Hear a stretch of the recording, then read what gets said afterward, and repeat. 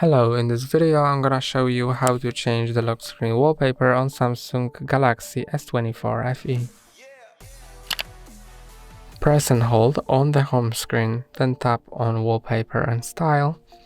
Then click on the lock screen wallpaper, which is here. Click on Wallpapers. And now you can choose from Featured, from Gallery, you can create with AI, or any other one from here. I don't have any pictures or videos, so I'm gonna choose maybe a graphical one. Let's say this one. You can see that it's now set. I can also change the clock style, add widgets to my home screen, adjust these icons for notifications. I can add contact information and these shortcuts in corners. Then click on Done. Now you can see that the lock screen wallpaper has been set.